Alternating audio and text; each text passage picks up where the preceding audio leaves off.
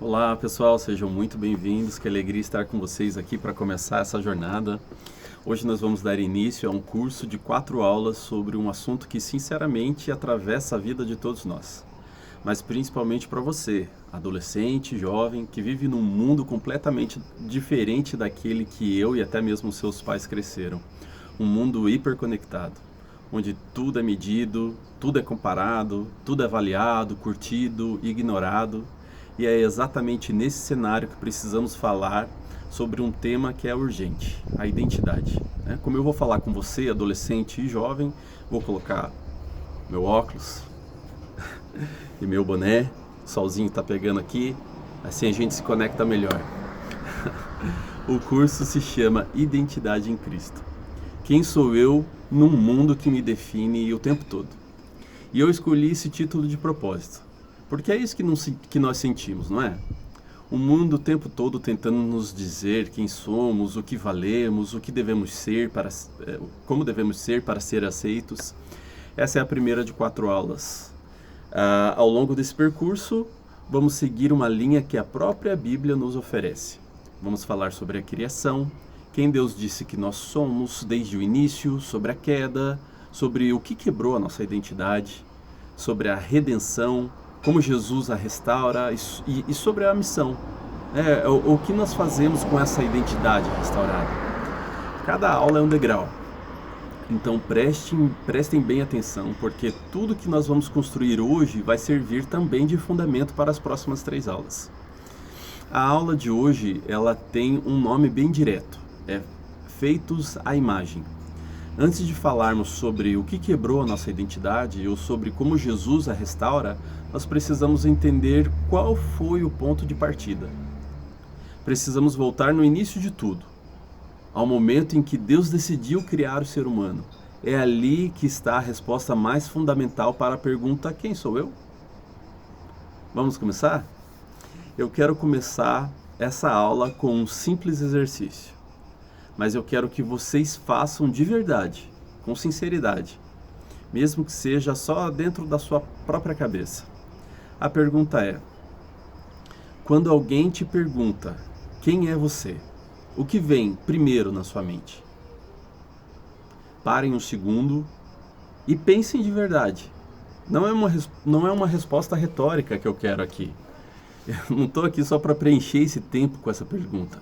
É uma pergunta mesmo que eu quero que você pense sobre ela.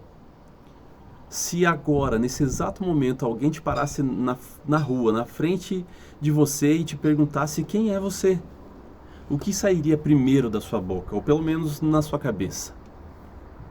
Será que seria algo como: eu sou filho de Deus, criado à imagem dele com um propósito eterno? Sinceramente, eu duvido que essa seja a primeira resposta da maioria de nós. É bem provável que venham coisas como: eu sou aquele que joga bem futebol, eu sou aquele que tira boas notas, eu sou aquele que tem tantos seguidores no Instagram, eu sou aquele mais quieto da turma, que ninguém chama pra nada, eu sou a gordinha, eu sou o CDF, eu sou aquele que ninguém escolhe primeiro pro time. A gente poderia dar várias respostas aqui, daquilo que vem primeiro na nossa mente. Mas percebam uma coisa interessante. Quase todas as respostas giram em torno de 3 eixos.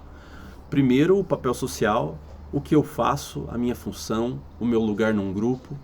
O segundo é a característica física. Como me pareço, meu corpo, a minha aparência em si, né? O mais alto, mais gordo, enfim. E o terceiro é o desempenho, as minhas notas, as minhas conquistas, os meus resultados. E não tem problema de admitir que a nossa mente funciona assim, porque sinceramente foi isso que o mundo nos ensinou a fazer desde muito pequenos. Ninguém nasce sabendo se definir teologicamente. A gente aprende sem nem perceber. Através das redes sociais, através da escola, através das comparações constantes, a se enxergar por essas lentes. Papel social, aparência física, nosso desempenho. Pense em quantas vezes vocês já se sentiram mal depois de rolar o feed do Instagram ou do TikTok e ver a vida perfeita de alguém. As férias incríveis, o corpo esculpido, a roupa da moda, os likes em quantidades absurdas. E sem perceber, vocês começaram a se medir por aquilo. Será que eu sou o suficiente? Será que a minha vida é interessante o bastante? Será que eu sou bonito, magro, popular, inteligente o suficiente? Isso tem um nome, inclusive. Cultura da comparação. E ela é implacável, porque sempre vai existir alguém mais bonito, mais rico, mais viajado, mais curtido do que você. É uma corrida sem linha de chegada. E é justamente nesse ponto que eu quero fazer uma pausa e fazer uma pergunta anterior a todas essas perguntas de superfície. Antes de qualquer coisa que você faz, antes de qualquer coisa que você conquista, antes de qualquer coisa que você aparenta ser nas redes sociais ou na frente dos outros, quem você é de verdade na sua essência? Essa pergunta não tem resposta nas redes sociais. Não tem resposta na frente de um espelho. Não tem resposta no seu boletim escolar. Nem no número de seguidores, nem na aprovação dos colegas. A resposta para essa pergunta vem de um lugar muito mais antigo e muito mais sólido e muito mais confiável. Vem lá do livro de Gênesis. Lá no princípio de tudo, antes mesmo de existir redes sociais, escola ou qualquer sistema de comparação social. E é exatamente para lá que vamos agora. Abra aí comigo a sua Bíblia. Abra a sua Bíblia mesmo que mentalmente. Mas se você tiver em mãos, abra mesmo assim. Abra lá em Gênesis capítulo 1. Veja lá o versículo 26 e o versículo 27. Eu vou ler esse texto com calma aqui para vocês.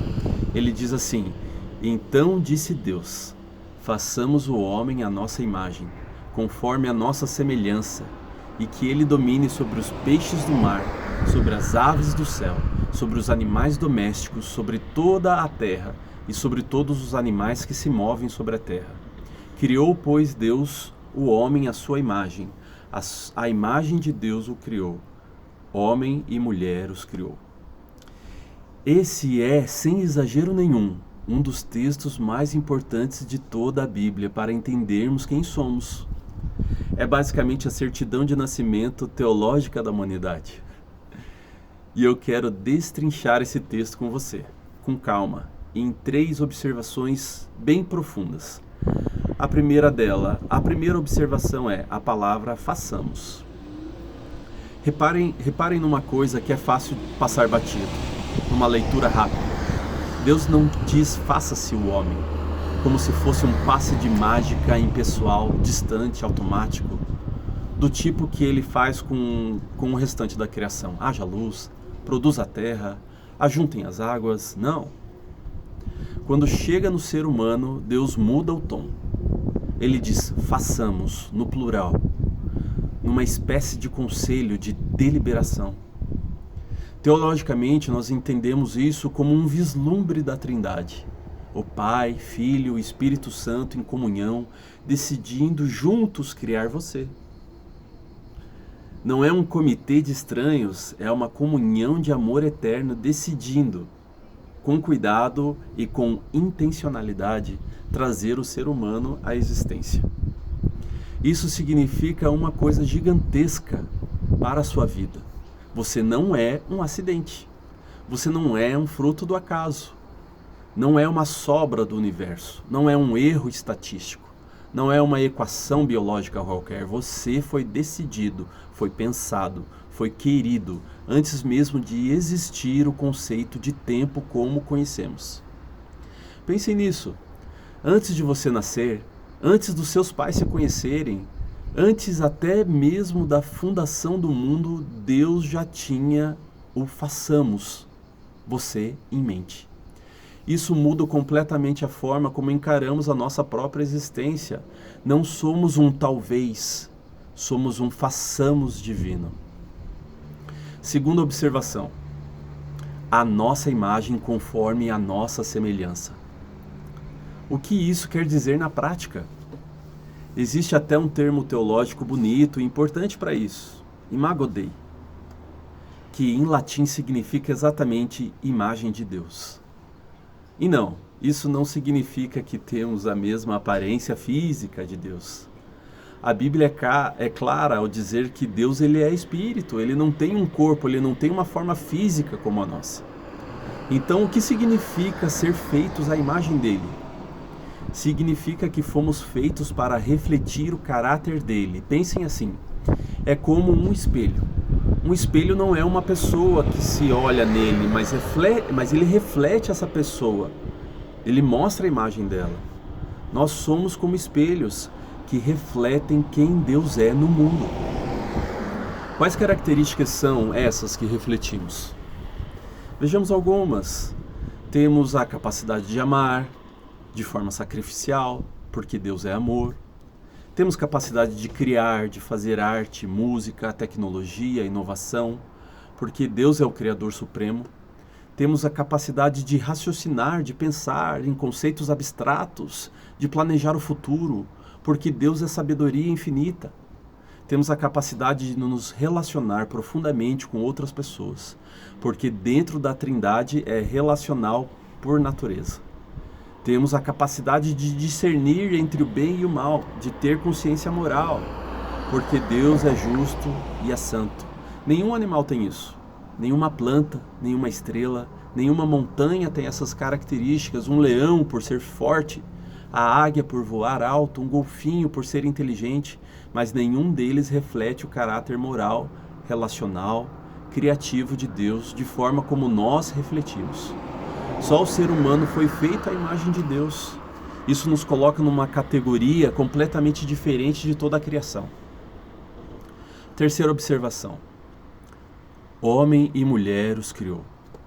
Esse detalhe é fundamental e tem implicações práticas enormes. Essa dignidade da imagem de Deus não é reservada para alguns privilegiados, para uma elite espiritual, para quem é mais bonito, mais forte, mais rico, mais inteligente, mais popular, mais bem-sucedido. O texto é categórico. Homem e mulher, todos, sem exceção, sem hierarquia, sem nenhum tipo de hierarquia de valor entre eles. Isso significa que a pessoa mais rejeitada da sua turma carrega a mesma imagem de Deus que o mais popular carrega. Significa que o colega que ninguém quer sentar ao lado na sala de aula tem o mesmo valor intrínseco que o aluno mais elogiado pelos professores. Você acredita nisso? Significa que aquela pessoa que você às vezes olha de cima para baixo, sem nem perceber que está fazendo isso, carrega dentro dela, dentro de si mesma, uma dignidade divina, a mesma que você carrega. Isso tem implicações práticas, gigantescas, sobre como nós tratamos os outros, não é mesmo? Se todo ser humano, sem exceção, é portador da imagem de Deus, então bullying, exclusão social, humilhação, racismo, machismo, tudo isso é, no fundo, um ataque direto à imagem de Deus presente naquela pessoa. É como rasgar um espelho que reflete o próprio Deus. Isso também vale para você mesmo. Se essa dignidade é universal, ela também é sua. Não importa o que você ouviu sobre você mesmo, não importa quantas vezes você já se sentiu rejeitado, feio, burro, inadequado. A palavra de Deus diz que você carrega a imagem dele. E isso não é uma opinião, não é um sentimento passageiro, é uma declaração divina, feita antes de qualquer performance sua. Agora eu quero que a gente vá para um outro texto que complementa maravilhosamente bem o que nós acabamos de falar sobre esse assunto. Se Gênesis nos mostra que fomos feitos à imagem de Deus de forma universal, o Salmo 139 vai nos mostrar que essa criação também foi extremamente pessoal, individual e íntima. Vamos lá em Salmo 139, se vocês olharem para o verso 13 ao 16, escutem com atenção a beleza dessas palavras. Pois foste tu que formaste o meu ser interior e me teceste no seio da minha mãe. Eu te louvo porque de modo assombrosamente maravilhoso me formaste. Estranhas são as tuas obras, e a minha alma o sabe muito bem. Os meus ossos não te foram escondidos quando eu fui formado em secreto e sutilmente formado como em tecidos nas profundezas da terra. Os teus olhos viram o meu corpo ainda informe, e no teu livro todos os meus dias foram escritos, aqueles que ainda não existiam. Que texto poderoso, não é mesmo? Eu vou dizer isso outra vez, porque vale a pena repetir. Que texto poderoso! É Davi o autor desse salmo, olhando para sua própria existência e reconhecendo que ela não foi uma obra do acaso, mas de Deus, um Deus atento e cuidadoso. Eu quero que a gente tire desse texto 3 verdades práticas para a nossa vida. E a primeira delas é: tu me teceste. Este é um verbo de construção artesanal, delicado, ele é minucioso. Pense numa costureira habilidosa tecendo tecido fino, ponto a ponto, com uma atenção total em cada detalhe, sem pressa, sem descuido. É essa a imagem que o texto nos passa. Deus não te fez de qualquer jeito, apressadamente, como quem produz algo em uma massa de uma linha de fábrica. Ele te teceu, te formou nas profundezas, cuidadosamente, intencionalmente, ponto por ponto.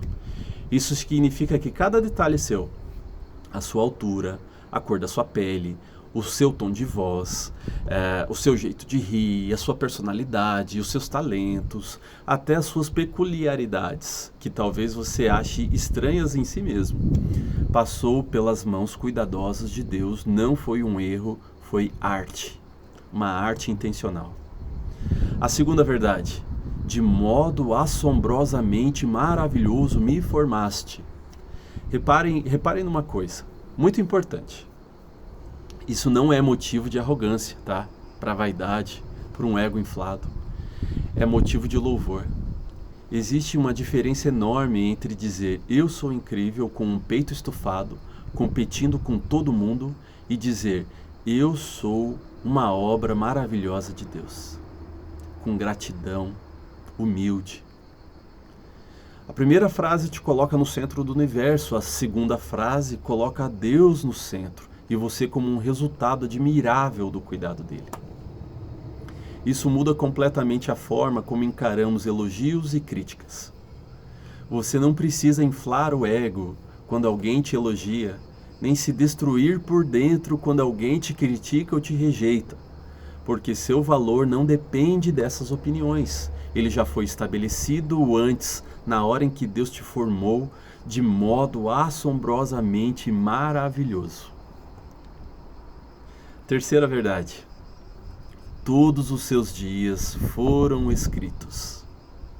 Isso significa algo profundo. Existe sim um propósito para a sua vida que é anterior à sua própria consciência, anterior às suas escolhas, anterior a qualquer decisão que você já tomou. Você não inventa o seu propósito do zero, como quem cria algo do nada. Você descobre um propósito que já estava escrito. Nas palavras do salmista, antes mesmo de você nascer, antes mesmo dos seus dias existirem. Isso é libertador. Por quê? Porque ele tira de você um peso de criar um sentido para a sua própria vida. Na base do desespero e da ansiedade, ao invés disso, você é convidado a descobrir, a buscar, a caminhar dentro do seu propósito, que já é seu por direito de criação. Eu quero deixar uma pergunta para vocês pensarem, sem necessidade de responder alto agora, tá? Só para ficar reverberando dentro da cabeça de vocês. Se você realmente acreditasse de verdade na profundidade do seu ser, que foi feito com essa intenção, com esse cuidado todo, com esse propósito, escrito antes mesmo de você nascer, o que mudaria na forma como você se enxerga de manhã? Quando você olha no espelho antes de ir para a escola, para o trabalho, para o grupo de amigos, para a igreja, será que você deixaria de se comparar tanto? Será que você trataria o seu corpo com mais respeito? Será que você conseguiria ouvir uma crítica, uma rejeição, sem que isso te destruísse por completo a forma como você se vê? Pense nisso com calma. Não é uma pergunta para responder rápido. É uma pergunta para carregar durante uma semana. Ficar meditando nela, pensando nela. Será que eu quero trazer uma reflexão? Agora, eu quero trazer uma reflexão que conecta tudo isso com a vida real de vocês. Porque de nada serve entendermos teologicamente o que é ser a imagem de Deus se isso não descer todos os dias, dia a dia, para as redes sociais, para a sala de aula, para as amizades. Isso precisa refletir em toda a nossa vida. Porque, sejamos honestos, o mundo grita mensagens completamente diferentes o tempo todo. E essas mensagens são altas, são constantes, são muito convincentes. O mundo diz, você vale o número de curtidas que recebe numa postagem. O mundo diz, você vale a nota que tira na escola. Você vale a tua aprovação num vestibular, pela conquista de um emprego. O mundo diz, você vale pela sua aparência que você tem, pelo corpo que você tem, pela roupa de marca certa, pelo cabelo, do jeito que você anda na moda ou não anda. O mundo diz, você vale pela quantidade de gente que te segue. Quantas pessoas te seguem? Quero saber o seu valor. Não é isso. Que te chama para sair, que te aceita num grupo mais popular. Essas mensagens não vêm só das redes sociais, não. Elas vêm também da escola, através da pressão por notas altas, vêm da família, através de comparações. Porque você não é como seu primo, que já sabe o que vai fazer da vida. Vem dos próprios grupos de amigos, através da pressão para se encaixar, para não ser diferente, para não destacar o jeito errado. Aí entra o contraste enorme. A Bíblia diz algo completamente diferente de tudo isso. Ela diz que o seu valor não vem de nenhuma dessas coisas. Não vem das curtidas, não vem das notas, não vem da sua aparência, não vem da sua popularidade. Vem simplesmente do fato de você ter sido criado à imagem de Deus. A imagem dele. Com intenção, com cuidado. Antes mesmo de você fazer qualquer coisa para merecer isso. Eu sei que é fácil ouvir isso agora, nessa aula, e concordar de boca cheia para fora. Sim, faz sentido, é verdade. Mas é bem mais difícil crer nisso de verdade no seu dia a dia. Quando alguém não curte a sua foto, quando alguém não tira, quando você não tira uma nota boa numa prova importante. Quando você se compara com alguém que parece ter tudo, o corpo, a popularidade, a vida perfeita nas redes. Essa tensão essa tensão entre este mundo e o que Deus diz é real. Eu não vou fingir aqui nessa gravação que ela se resolve de uma forma mágica numa aula.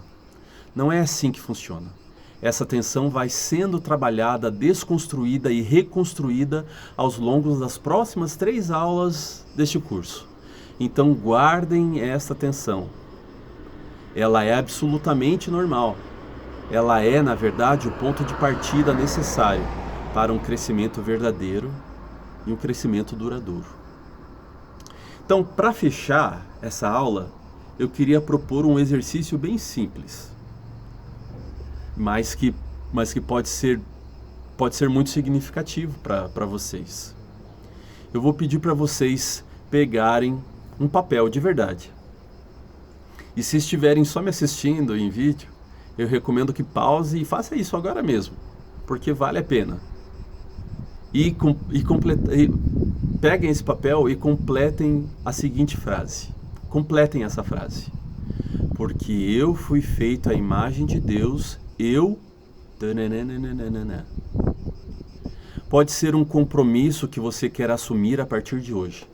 Pode ser uma nova forma de você se ver, uma nova perspectiva sobre a sua própria vida. Pode ser algo simples, direto, sincero. Vou dar um exemplo, tá? Porque eu fui feito à imagem de Deus e eu vou parar de me comparar com os outros nas redes sociais. Porque eu fui feito à imagem de Deus, eu vou tratar as pessoas ao meu redor com mais respeito, porque elas também carregam essa mesma imagem.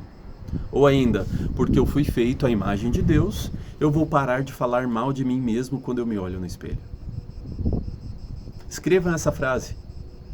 Guardem esse papel num lugar especial, porque nós vamos retornar a esse papel lá no fim da nossa última aula do nosso curso, lá na aula 4, para vermos juntos como essa verdade foi caminhando com vocês ao longo desse tempo, se ela cresceu e se enfrentou desafios, se realmente moldou alguma atitude prática na vida de cada um.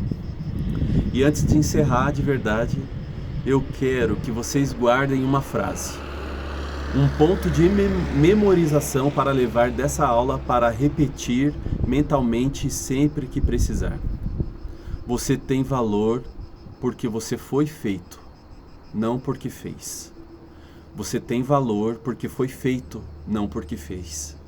Deixem essa frase ecoando, repitam-na para vocês mesmos sempre que a insegurança bater a porta. Sempre que a comparação apertar no seu peito, sempre que sentirem que não são bons o suficientes, que não se encaixam, você tem valor porque foi feito e não porque fez. Amém? Então é isso, meus queridos. Eu espero vocês na nossa próxima aula, a aula 2.